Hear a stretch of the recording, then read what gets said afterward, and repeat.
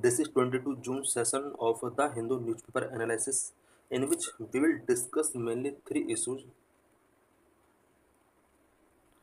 The first issue is International Yoga Day 2025, and second issue is how the Israel-Iran conflict could affect India, and the third issue is what is the difference between gene and DNA. So let's discuss all the issues in detail. In this lecture, we will discuss about International Yoga Day 2025, whose theme is "What is Yoga for One Earth, One Health?" So let's discuss the issue in detail. Why news? World Yoga Day is celebrated annually on the 21st June to raise awareness about the practice of yoga and its benefit. Every year 21 जून को world yoga day celebrate किया जाता है so that yoga की practice और इससे होने वाले बेनिफिट से रिलेटेड लोगों को अवेयरनेस या अवेयर किया जा सके. This day serve as a platform to promote physical mental and spiritual wellbeing through the practice of yoga. इस दिन लोगों को योगा की प्रैक्टिस के through physical mental and spiritual wellbeing होने के लिए प्रमोट किया जाता है और वर्ल्ड योगा डे एक प्लेटफॉर्म के तौर पर इनके लिए वर्क करता है. 21st June coincided with the summer solstice in the northern hemisphere, the day with the longest period of daylight and the shortest night of the year in the northern hemisphere. 21st जून को ही summer solstice का incident होता है northern hemisphere में. इस दिन northern hemisphere के अंदर longest period of day light होता है एंड शॉर्टेस्ट नाइट होती है. What is yoga? Yoga क्या है? Yoga is a holistic practice involve physical postures, asanas, breathing exercises, pranayam, meditation, ध्यान and ethical principles, Yama and नियम to promote physical, mental and spiritual well-being. Yoga एक holistic practice है जिसके अंदर physical mental and spiritual wellbeing को promote करने के लिए physical postures, breathing exercise, meditation, ethical principles include होते हैं. The word yoga comes from the Sanskrit word yuj which means to yoke और unite, promote a sense of harmony between the mind, body and spirit. Word yoga जो कि Sanskrit word use से आया है जिसका meaning होता है टू यूनाइट और योगा के through mind, body and spirit के बीच में एक सेंस ऑफ हार्मोनी को प्रमोट किया जाता है. The practice of yoga is said to have originated in ancient India back over 5000 years. Yoga का प्रैक्टिस एंशिएंट इंडिया में ही ओरिजिनेट हुआ है. 5000 ईयर्स पहले से ये प्रैक्टिस कंटिन्यू चला आ रहा है इंडिया के अंदर. Key facts about international yoga day 2025 का जो ये इंटरनेशनल योगा डे हमने सेलिब्रेट किया है इससे रिलेटेड की फैक्ट क्या क्या है. Date 21 June. Originated in 2014 when the United Nations General Assembly adopted an unanimous resolution declaring June 21 as the International Day of Yoga. 2014 में यूनाइटेड नेशंस जनरल असेंबली ने एक रेजोल्यूशन पास किया जिसमें 21 जून को इंटरनेशनल डे ऑफ योगा के तौर पर सेलिब्रेट करने का डिसीजन टेकन किया गया. First celebration the first international day of the yoga was celebrated world wide on June 21 2015. पहली बार इंटरनेशनल योगा डे 21 जून 2015 में सेलिब्रेट किया गया था. Objective to increase public awareness of the various advantages of yoga practice. Yoga practice के various advantages से related people को अवेयरनेस उनके अंदर पैदा करना इसका मेन ऑब्जेक्टिव है. Theme. The theme of International Day of Yoga varies each year, highlight a specific aspect of yoga and its benefit. Theme of International Yoga Day 2025 Yoga for One Earth, One Health. 2025 का जो theme रहा है international yoga day का वो yoga for one earth one health रहा है. Every year इसका जो थीम होता है वो डिफरेंट होता है. Reasons for choosing 21 June as international yoga day. तो 21 जून को ही इंटरनेशनल योगा डे के तौर पर क्यों सेलिब्रेट किया जाता है. टू मेन रीजन थे इसके. Number 1, 21 June is summer solstice और the longest day of the year in the northern hemisphere. 21 जून को समर सोलस्टाइस होता है. इट मीन्स नॉर्थन हेमिस्फीयर में ये लॉन्गेस्ट डे होता है. This symbolize that the practice of yoga brings light and vitality. ये कहीं ना कहीं सिम्बलाइज करता है कि योगा की जो प्रैक्टिस है वो लाइट एंड विटलिटी ब्रिंग करता है. Number 2, 21st June is also a day that has special significance in many cultures around the world. Around the world, many cultures के लिए 21st जून एक स्पेशल सिग्निफिकेंस रखता है. इस वजह से भी 21 जून को as a world yoga day के तौर पर चूज किया गया. Aim and objectives of international yoga day. International yoga day का क्या एम है, क्या ऑब्जेक्टिव्स है? Number one, to raise global awareness about the benefit of the practicing yoga. Yoga के प्रैक्टिसिंग से होने वाले बेनिफिट से पीपल के अंदर अवेयरनेस रेज करना, स्पेशली ग्लोबल अवेयरनेस रेज करना इसका ऑब्जेक्टिव है। Number two, promote the adoption of life style that lead to good health. Good health की लाइफ स्टाइल को अडॉप्ट करने के लिए ये पीपल को प्रमोट करता है। Number three, to reduce physical inactivity which is a leading cause of death world wide and a major risk factor for non communicable disease like cancer and diabetes, cardiovascular elements. Because people के अंदर जो physical inactivity है उसको reduce करना भी इसका main objective है। World के अंदर ज़्यादातर डेथ जो हो रही हैं वो फिजिकल इनएक्टिविटी की वजह से एंड कुछ factors such as non communicable disease, कुछ नॉन कम्युनिकेबल डिसीज भी such as cancer, diabetes and cardiovascular elements पूरे वर्ल्ड के अंदर बहुत ज़्यादा स्प्रेड हो रहे हैं। इन सबको कंट्रोल करने के लिए योगा प्रैक्टिस को के लिए पीपल के अंदर अवेयरनेस पैदा की जा रही है। Significance of international yoga day. International yoga day का सिग्निफिकेंस क्या है? यहाँ पर 2024 लिखा हुआ, 2025 होना चाहिए, मिस प्रिंट हो गया। Number one, global awareness. International yoga day aims to raise awareness about the numerous benefit of practicing yoga and encourage people world wide to adopt a healthier life. International yoga day का जो main M होता है वो yoga practising से होने वाले numerous benefit से people के अंदर अवेयरनेस पैदा करना है। साथ ही पूरे वर्ल्ड के अंदर एक हेल्थियर लाइफ स्टाइल एडोप्ट करने के लिए पीपल को यहाँ पर एनकरेज किया जाता है। Number to, mental health. Yoga is known for its stress relieving and mental health benefits, making it an essential practice in today's modern world. Today modern world में इसको एक एसेंशियल प्रैक्टिस बनाने के लिए और पीपल को stress relieving and mental health benefit given करने के लिए वर्ल्ड योगा डे आज सेलिब्रेट किया जा रहा है। Number three, promote unity. IYD, it means International Yoga Day, serve as a platform for people from diverse cultures and background to come together and embrace the practice of yoga as a unifying force, fostering a sense of unity. International yoga day का एक सबसे बड़ा role यह है कि ये sense of unity people के अंदर पैदा करता है, because diverse culture and background के पीपल टुगेदर योगा परफॉर्म करते हैं और इससे पूरा वर्ल्ड एक यूनिटी के तौर पर हम देख सकते हैं। Number four, raising awareness. The day aims to spread yoga as a global movement focusing on raising awareness of special health problems and wellbeing. World yoga day का जो अदर एम है वो पूरे वर्ल्ड के अंदर योगा को as a global movement spread करना है और साथ ही social health problems and well being से रिलेटेड पीपल को अवेयर करना भी इसका मेन ऑब्जेक्टिव है। Number one, celebrating cultural heritage. International Yoga Day honors the ancient practice of yoga which originated in India and serve as a soft power in diplomatic relation. International yoga day ancient India की योगा की practice को honour करता है और साथ ही इसको diplomatic relation soft power in diplomatic relation के तौर पर भी इसको यूज किया जा रहा है। Number six, holistic wellbeing. This day promotes yoga as a holistic approach to physical fitness, mental wellbeing and spiritual growth accessible to people of all ages and ability. ये जो डे होता है ये हॉलिस्टिक अप्रोच को promote करता है such as physical fitness, mental wellbeing and spiritual growth. ये सब जो है इसके थ्रू पीपल को कहीं ना कहीं हेल्थ बेनिफिट गिवन किए जा सकते हैं। How the Israel Iran conflict could affect India. Recently Israel और ईरान के बीच में कुछ कॉन्फ्लिक्ट्स चल रहे हैं। इन कॉन्फ्लिक्ट्स का इंडिया के ऊपर क्या असर पड़ सकता है, इससे रिलेटेड इस लेक्चर के अंदर हम कुछ डिस्कशंस करेंगे।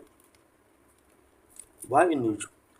Israel under Operation Rising Lion launched air strike and drone attack on Iran's nuclear and military sites to prevent Iran from advancing towards building an atomic weapon. Israel ने Iran के अंदर operation rising lion के तहत एक कुछ air strikes and drone attack किए हैं और इन एयर स्ट्राइक और ड्रोन अटैक के अंडर ईरान के कुछ न्यूक्लियर एंड मिलिट्री साइट्स के ऊपर स्पेशली इसने अटैक किया है। इसका मेन ऑब्जेक्टिव है कि ईरान जो कि एटॉमिक वेपन बनने जा रहा है उससे कहीं ना कहीं ईरान को प्रिवेंट किया जाए। In retaliation Iran launched waves of ballistic missile at Israel under operation true promise 3 causing explosion over Tel Aviv and Jerusalem. Retaliation के तौर पर ईरान ने भी कुछ बैलिस्टिक मिसाइल्स का यूज करके इजराइल के अंडर अटैक किए हैं, स्पेशली ऑपरेशन ट्रू प्रॉमिस 3 के अंडर। और इजराइल के तेल अवीव एंड जेरूसलम एरियाज में बहुत ज़्यादा एक्सप्लोजन्स इसकी वजह से हुए हैं। What are the reasons for the Iran Israel conflict 2025? Recently जो ईरान इजराइल कॉन्फ्लिक्ट्स चल रहे हैं, इनके मेन रीजंस क्या क्या हैं? नंबर वन, हिस्टोरिकल रूट्स इसके क्या हैं? Number two, religious and ideological divide, कैसे इसका एक रीजन बना? Number three, Iran support for anti Israel group. Number four, Jio political rivalry. Number five, Iran nuclear ambitions. Number one, historical roots. The relationship between Iran and Israel has been marred by deep hostility since the 1979 Iranian Revolution. Israel और Iran के बीच जो hostility है वो 1979 से ही continue चले आ रहे हैं। Number two, religious and ideological divide. Iran, governed by Shia Islamic principles, and Israel, a Jewish state, are divided by strong religious and ideological difference. Iran और इजराइल दोनों कंट्रीज के अंदर रिलीजियस एंड आइडियोलॉजिकल डिफरेंस बहुत ज़्यादा है। Iran जो कि Siya Islamic principles के बेस पर गवर्न किया जाता है, वहीं इजराइल एक जूस स्टेट है। और इस तरह से दोनों कंट्रीज का जो अप्रोच है, जो आइडियोलॉजी है, वो बिल्कुल डिफरेंट है। These fundamental disparities have led to mutual distrust and animosity over the decades. ये जो फंडामेंटल डिस्पैरिटीज हमने देखा, इन डिस्पैरिटीज ने दोनों कंट्रीज के बीच में म्यूचुअल डिस्ट्रस्ट एंड एनिमोसिटी को कहीं ना कहीं लीड किया है, जिसकी वजह से ये कॉन्फ्लिक्ट कंटिन्यू चल रहे हैं। Number three, Iran's support for anti-Israeli group. Iran has been supporter of Palestinian, including providing support to Hamas and Hezbollah, both of which are labeled as terrorist organizations by Israel. Because Iran ने हमेशा Palestine लोगों को support किया है, जो कि Israel के हमेशा एक एनिमी रहे हैं। साथ ही हमास एंड हिजबुल्लाह को भी ईरान के द्वारा ऑलवेज सपोर्ट किया है। और हिजबुल्लाह एंड हमास ये ऐसे ऑर्गेनाइजेशन हैं जिन्हें इजराइल के द्वारा एक टेररिस्ट ऑर्गेनाइजेशन के तौर पर डिक्लेयर कर दिया गया है। और इन ऑर्गेनाइजेशन का ईरान हमेशा सपोर्टर रहा है। Iran supporting forces such as Hezbollah in Lebanon and Shia militias in Iraq, all seen by Israel as direct threat to its security. Iran ने लेबनान के अंदर हेजबुल्ला को भी एक सपोर्ट प्रोवाइड किया है। साथ ही इराक के अंदर सिया मिलिटियाज को भी इसने सपोर्ट किया है। और इन कुछ एक्शंस को इजराइल ने अपनी सिक्योरिटी के लिए डायरेक्ट थ्रेट माना है। इट मीन्स इसराइल ने जिन ऑर्गेनाइजेशंस को टेररिस्ट ऑर्गेनाइजेशन डिक्लेयर किया है, उन्हीं ऑर्गेनाइजेशन को ईरान का हमेशा सपोर्ट मिला है। तो ये भी एक वजह हो सकती है कि दोनों कंट्रीज के बीच में कॉन्फ्लिक्ट कंटिन्यू है। Number four, Jio political revelry. Iran and Israel are struggling for regional dominance with opposing interests in conflicts such as Syrian civil war and Yemen crisis. Syrian civil war and Yemen crisis से भी इन दोनों countries का आपस में connection है। Iran backed the Assad regime in Syria and Houthi rebel in Yemen, while Israel worked at counter Iranian influence in these areas. Number five, Iran's nuclear ambitions. Israel view Iran's nuclear program as a very serious threat, fearing the development of nuclear weapons that could endanger its existence. Because Iran चाहता है कि वो एक nuclear power बने, जबकि Israel Iran के इस approach को एक सीरियस थ्रेट मानता है अपने लिए। और अगर ईरान के अंदर एक बार न्यूक्लियर वेपन बन जाते हैं तो ये इसराइल के लिए बहुत बड़ा थ्रेट हो सकता है और उसके एग्जिस्टेंस के लिए एक एंडेंजर हो सकता है। Israel has been a fierce critic of Iran nuclear deal. Israel हमेशा ईरान की न्यूक्लियर डील का फायर्स क्रिटिक रहा है। Joint comprehensive plan of action के अंडर ईरान न्यूक्लियर डील करना चाहता है। What are the implications of Iran-Israel conflict on India? Iran Israel conflict की वजह से इंडिया के ऊपर क्या क्या इम्पैक्ट पड़ सकते हैं? Number one, hampering India's energy security. Number two, impact on Indian diaspora. Number three, disruption to strategic connectivity. Number four, diplomatic tide for India. Number one, hampering India's energy security. India import nearly 2 million barrels of oil daily through the crucial Strait of Hormuz. Any instability would mean supply shortages, spiraling energy cost, rising inflation, and constraint on economic growth. India per day Strait of Hormuz के through nearly 2 million barrels oil import करता है। अगर इस reason के अंदर कोई instability होती है तो इंडिया के अंदर ऑयल सप्लाई डिस्टर्ब हो सकता है एंड ऑयल सप्लाई शॉर्टेजेज हो सकता है, इन्फ्लेशन हो सकता है एंड इकोनॉमिक ग्रोथ पर भी इसका असर पड़ सकता है। Number two, impact on Indian diaspora. Over 66% of India's 1.34 crore NRIs live in the Middle East, mainly in the UAE, Kuwait, Qatar, Oman, Saudi Arabia, and Bahrain. India के overall NRIs about 1.34 crore NRIs हैं, जिनका 66% NRIs middle east के अंदर रहते हैं, mainly UAE, Kuwait, Qatar, Oman, Saudi Arabia and Bahrain के अंदर रहते हैं. The large Indian diaspora in West Asia, specially the Persian Gulf, could face risk from regional tensions, making their safety a key priority for New Delhi. West Asia के अंदर जो large Indian diaspora है, specially Persian Gulf के अंदर, अगर इस तरह के टेंशंस इसराइल पैलेस्टीन या अदर कंट्रीज के बीच में रहते हैं तो इंडिया के लिए अपने जो पीपल वहाँ रह रहे हैं उनकी सेफ्टी से रिलेटेड बिग कंसर्न हो सकते हैं. Number 3, disruption to strategic connectivity. Due to regional turmoil, India's key connectivity projects like the Chabahar port in India and IMEC ये अफेक्ट हो सकते हैं. रीजनल टर्मोइल की वजह से चाबहार पोर्ट जो कि इंडिया के द्वारा ईरान में बनाया जा रहा है, which link it to Afghanistan and Central Asia, could be affected. Chabahar port India Iran में कंस्ट्रक्ट कर रहा है जो कि इंडिया को अफगानिस्तान के साथ कनेक्टिविटी प्रोवाइड करेगा एंड सेंट्रल एशिया के साथ कनेक्टिविटी को इंश्योर करेगा. ये प्रोजेक्ट अफेक्ट हो सकता है. And second, the India middle east Europe economic corridor face risk from the conflict. इस कॉन्फ्लिक्ट की वजह से India middle east Europe economic corridor, इस कॉरिडोर के थ्रू इंडिया अपने आप को यूरोप तक कनेक्टिविटी इंश्योर कर सकता था, बट इस कॉन्फ्लिक्ट की वजह से ये प्रोजेक्ट भी डिस्टर्ब हो सकता है. Shipping disruptions in the Red Sea and surrounding water could cause delays, higher shipping cost and lead to instability in global trade routes.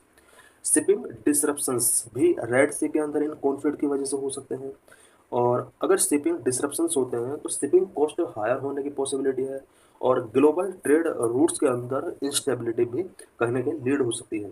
Number 4, diplomatic tight rope for India. India has built strong relations with Israel, specially in areas like defence, technology and innovation. Israel के साथ India के जो relations हैं, specially कुछ sectors such as defence, technology and innovation में काफ़ी strong relation रहे हैं. As tensions escalate, India could find itself in a challenging position, facing pressure to take sides and outcome it would prefer to avoid. Tensions अगर इसी तरह से continue escalate होते रहे तो इंडिया के सामने एक ऐसी सिचुएशन क्रिएट हो जाएगी कि वो इसराइल का सपोर्ट करे या फिर ईरान का सपोर्ट करे या न्यूट्रल रहे. Conclusion. The Israel-Iran conflict, rooted in historical, ideological and geopolitical tensions, threaten regional stability and global security. Iran और इसराइल के बीच जो कॉन्फ्लिक्ट है ये historical, ideological and geopolitical tensions के थ्रू रूट हुए हैं, और इन कॉन्फ्लिक्ट की वजह से regional stability and global security काफ़ी हद तक थ्रेट हो रही है. For India it creates risk to energy security, diaspora safety and economic stability. India के लिए एनर्जी सिक्योरिटी से रिलेटेड चैलेंज है, डियास्पोरा सेफ्टी से रिलेटेड चैलेंज है, इकोनॉमिक स्टेबिलिटी से रिलेटेड चैलेंजेस हैं. Diplomatic solutions, nuclear non proliferation and regional cooperation are essential to de-escalate hostilities and ensure long-term peace in the West Asia.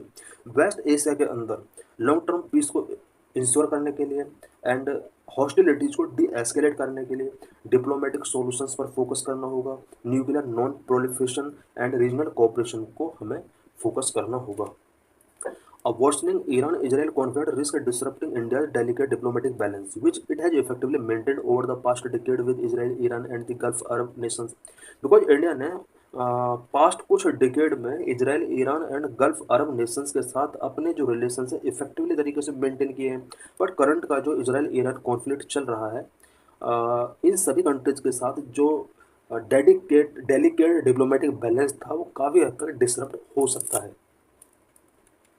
What is the difference between gene and DNA. Gene and DNA के बीच में क्या difference है. What is the biggest challenge in DNA analysing. DNA का जब analysing किया जाता है इसके बिफोर क्या बिगेस्ट चैलेंजेस होते हैं. Why news. At least 270 people were killed on June 12 when Air India Flight 171 crashed less than a minute after taking off from Ahmedabad Airport. Ahmedabad airport से टेकिंग ऑफ करने के कुछ ही मिनट के बाद air India flight 171 crash हो जाती है. About 270 people killed हो जाते हैं. Following the accident, deoxyribonucleic acid DNA analysis is being used to identify the remains of those killed.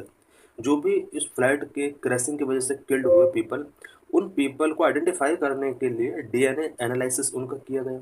DNA samples from victims family members have been collected, matched and most remains have already been identified.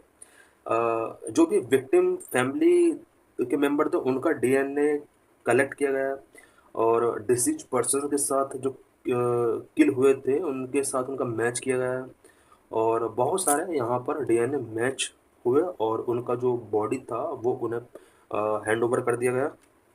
How to DNA samples help? DNA sample किस तरह से help करते हैं? DNA is the molecule that carries the genetic instruction of all living organism. DNA एक molecule है जो कि all living organism के अंदर जेनेटिक इंस्ट्रक्शंस को कैरी करता है। It is essentially the blueprint that determine an organism characteristic and how it functions and is passed from parent to offspring. ये जो होता है ये किसी भी ऑर्गेनिज्म के कैरेक्टर को डिटरमाइन करता है, जो कि पेरेंट से ऑफस्प्रिंग के अंदर पास होते हैं। DNA fingerprinting identified individuals by analyzing unique regions of their DNA. DNA fingerprinting जो होता है वो इंडिविजुअल को उसके अंदर डीएनए के अंदर जो यूनिक रीजन्स होते हैं उसको एनालाइज करके आइडेंटिफाई किया जाता है। इट मीन्स डीएनए के अंदर एक यूनिक रीजन होता है, उसको एनालाइज करके यहाँ पर इंडिविजुअल को आइडेंटिफाई किया जाता है।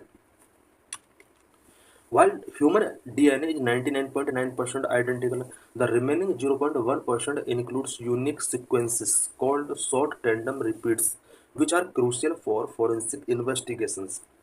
ऑल ह्यूमंस का 99.9% डीएनए आइडेंटिकल होता है, बट जो 0.1% बचा उसके अंदर कुछ यूनिक सीक्वेंस होते हैं जिन्हें हम शॉर्ट टैंडम रिपीट्स बोलते हैं, और इन शॉर्ट टैंडम रिपीट्स का यूज करके ही फॉरेंसिक इन्वेस्टिगेशंस किए जाते हैं। DNA profiling focus on specific region called genetic markers, with STR being the preferred markers due to their variability among individuals except monozygotic twins। DNA profiling जो होता है इसके अंदर डीएनए के एक स्पेसिफिक रीजन को फोकस किया जाता है। स्पेसिफिक रीजन जो है वो जेनेटिक मार्कर्स होते हैं। एसटीआर यानी शॉर्ट टैंडम रिपीट्स भी एक जेनेटिक मार्कर है। इसके थ्रू फॉरेंसिक इन्वेस्टिगेशंस को आगे बढ़ाया जाता है। What is difference between DNA genes and genome? DNA gene and genome के बीच में क्या डिफरेंस होता है? DNA deoxyribonucleic acid is the molecule which carry the genetic instructions for the growth development functioning and reproduction of all non living organism and many viruses. DNA एक molecule है जो कि ग्रोथ से related, development, functioning and reproduction से related genetic instructions को forward करता है एक जनरेशन से दूसरे जनरेशन, और ये लिविंग ऑर्गेनिज्म एंड वायरसेस के बीच में भी ट्रांसफर होता है। Genes are specific segment of DNA which contain the instructions for producing protein that are essential for various biological functions. Gene जो होता है वो डीएनए का एक सेगमेंट होता है, स्पेसिफिक सेगमेंट, जो कि प्रोटीन प्रोडक्शन के लिए इंस्ट्रक्शंस कंटेन करता है, और जो प्रोटीन प्रोडक्शन जो होता है वो वेरियस बायोलॉजिकल फंक्शंस के लिए असेंशियल होता है। Next, genome. The genome represent the entirety of an organs hereditary information inherited from parents. Genome एक ऑर्गेनिज्म की हेरिडेटरी इंफॉर्मेशन की एंटायरिटी को रिप्रेजेंट करता है जो कि पेरेंट से इनहेरिटेड किए जाते हैं।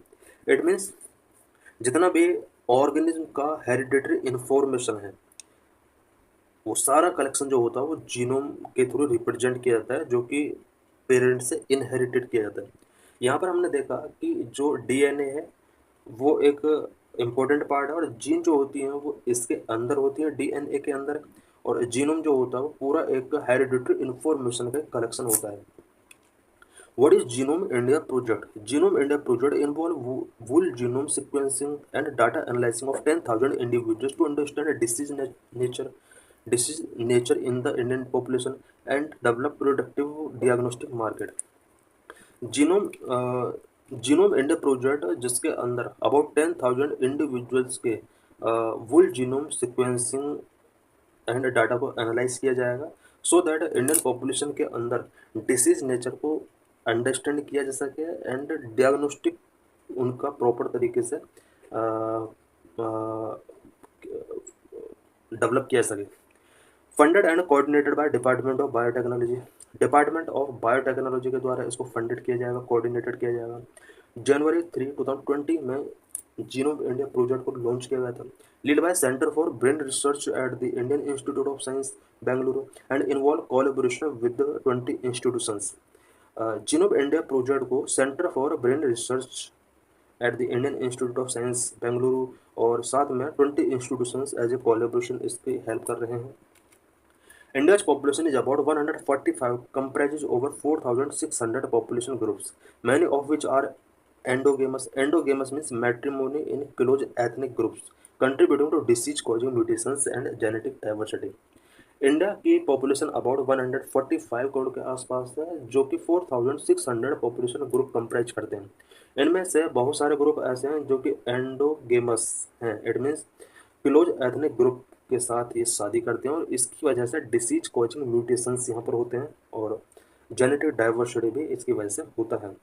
This huge data set of 8 petabyte will be stored at the IBDC, Indian biological data centre in Faridabad. ये जो पूरा पॉपुलेशन है वो 8 पीटाबाइट में Indian biological data centre Faridabad में स्टोर करके रखा जाता है। IBDC is India first national repository for life science data which was inaugurated in 2022। Indian biological data centre जो है वो इंडिया का first national repository for life science data रखता है और 2022 में इसको लॉन्च किया गया था। Significance, an India specific genetic database is necessary because mutations like MYBPC3 linked to early cardiac arrest are more prevalent locally than globally, affecting 4.5% of Indian population. India के अंदर एक स्पेसिफिक जेनेटिक डाटाबेस पीपल का होना बहुत ज़रूरी है, because India के अंदर कुछ म्यूटेशंस लाइक MYBPC3 जो कि अर्ली कार्डियक अरेस्ट से लिंक है, ये लोकली इंडिया में बहुत ज़्यादा प्रिवेलेंट है rather than globally, affecting 4.5% of Indian population. ये 4.5% इंडियन पॉपुलेशन को अफेक्ट भी कर रहा है। ये वजह कि जेनेटिक स्पेसिफिक जेनेटिक डाटाबेस होना बहुत जरूरी है। First wool human genome took 13 years and $3 billion and was completed in 2003, sequenced with the collaboration of an international team. India announced its first complete human genome in 2009। India के अंदर पहली बार complete human genome 2009 में declare किया गया। इससे पहले 2003 में human genome first whole human genome declare किया गया था। Now it takes only about 5 days to sequence an entire human genome and perform all the quality check. किसी भी ह्यूमन की फुल ह्यूमन जीनोम को एंटायरली सिक्वेंस करने में आज ओनली 5 days का टाइम लगता है और ऑल क्वालिटी चेक को ये परफॉर्म कर सकता है। What is genome sequencing? Genome sequencing क्या होता है? Genome sequencing is a process of determining the precise order of nucleotides with in an organism genome. Genome के अंदर कुछ न्यूक्लियोटाइड्स होते हैं। एवरी ऑर्गेनिज्म के जीनोम के अंदर कुछ न्यूक्लियोटाइड्स होते हैं। जीनोम सीक्वेंसिंग एक प्रोसेस है जिसमें प्रिसाइज ऑर्डर ऑफ न्यूक्लियोटाइड्स को डिटरमाइन किया जाता है। ये जो न्यूक्लियोटाइड्स होते हैं इनका एक प्रिसाइज ऑर्डर होता है।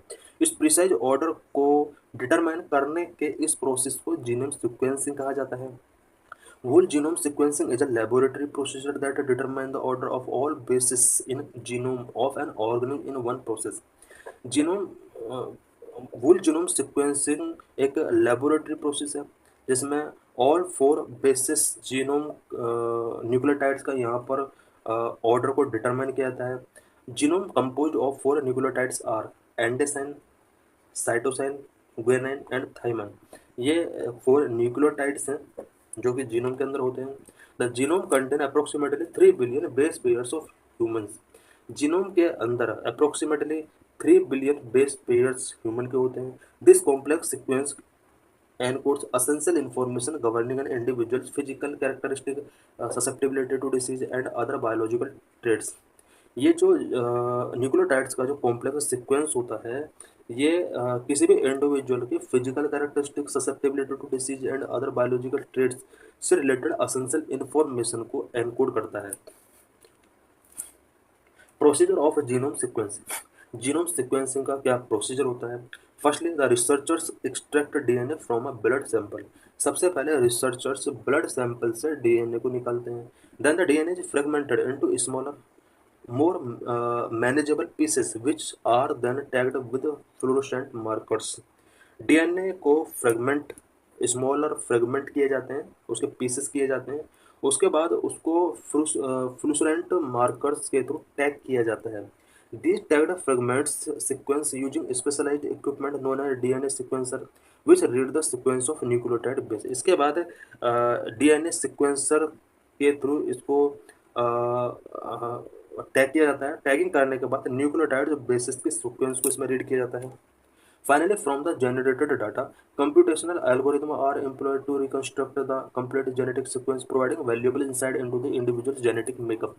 इसके बाद फाइनली क्या होता है, जो भी जनरेटेड डाटा है उस पर कंप्यूटेशनल एल्गोरिथम एम्प्लॉयड किया जाता है so that genetic sequence complete genetic sequence को रिकंस्ट्रक्ट किया जा सके और इसके थ्रू इंडिविजुअल्स के जेनेटिक मेकअप से रिलेटेड वैल्यूएबल इंसाइट्स मिलती हैं।